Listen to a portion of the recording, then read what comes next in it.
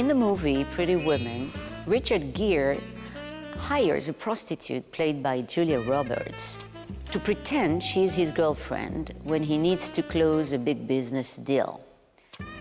Now, he offers to pay a large sum of money, and we understand slowly that she develops feelings for him.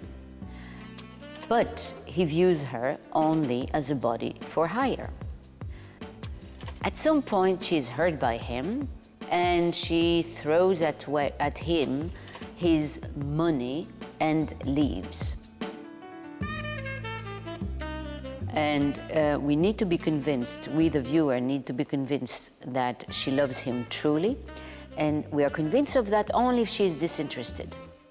In this movie, love and money are presented as antithetical. And of course, I mean, this is a formula that has been endlessly used in movies. Today, I want to show you the ways in which romantic practices have come to depend on consumer capitalism. As an economic system, capitalism aims to the production and exchange of commodities with the aim of accumulating a surplus values, that is, making a profit, with some part of the profit being reinvested in order to maintain the condition of future accumulation. In capitalism, the notion of self-interest and of mutual economic benefit become legitimate. Transactions are justified by calculating their effects on the bottom line, whether they're efficient or not. Now, take this definition of capitalism and look at romantic love. Romantic love, in contrast, puts two individuals together, and they seem bound by the capacity to realize spontaneity and empathy in an erotic relationship.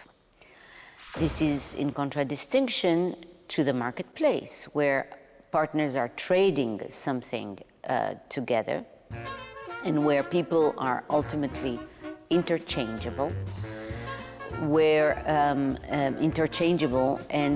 people are also reduced to a kind of economic value, what they're worth. This is how salaries, for example, are sometimes decided. This is in contrast to romantic love. In romantic love, the person we love and feel united with and to is unique and irreplaceable. It's not reducible to any monetary value, of course. Furthermore, love is the most important thing in the world, to which all other considerations, particularly material ones, should be sacrificed, exactly as in the movie Pretty Women. So romantic love is irrational rather than rational. It seems gratuitous rather than profit-oriented. It gives us pleasure. It doesn't give us a utility. It is private rather than public. In short, romantic love seems to evade conventional categories within which capitalism has been conceived. Now, in popular culture and in common sense, as well as in scholarship, romantic love stands above the realm of commodity exchange and even against the social order writ large. Before we analyze how romantic love and consumer capitalism are actually more connected than it seems, we should not confuse love and marriage, which was until the 20th century a largely economic affair. For example, members of the landed aristocracy in Europe married people of similar or superior birth and fortune in order to maintain their patrimony and social status. And this was true for most social class, actually. Until the beginning of the 20th century, marriage was considered by most members of all levels of society to be one of the most, if not the most, important financial operations in their lives. Far from the modern idea of love, the ideal of marriage was one in which the fortunes of both partners aimed to be similar. So the ideal marriage was a kind of equitable bargaining. And historian Theodor Zeldin notes even that in such an atmosphere, love was for parental authority the great enemy, the rebel, likely to cause disasters for all its projects.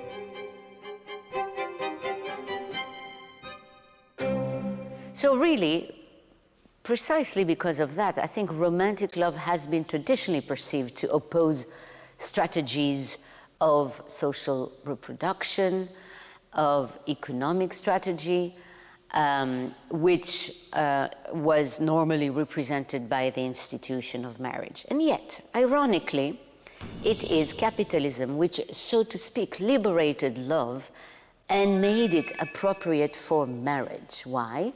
Because with capitalism, people no longer depended on inheritance of their parents or on the material benefits that marriage could bring them. They could go to work in an open market where they could sell their body or their competence or their skills to someone who would hire them for a salary. So romantic love actually became favored by capitalism. And I would say more than that, that romantic love reinforced such aspects of the ideology of industrial capitalism in that it was a vector for individualism, for privacy, for the nuclear family, for a new conception of the family that the bourgeois class had privileged.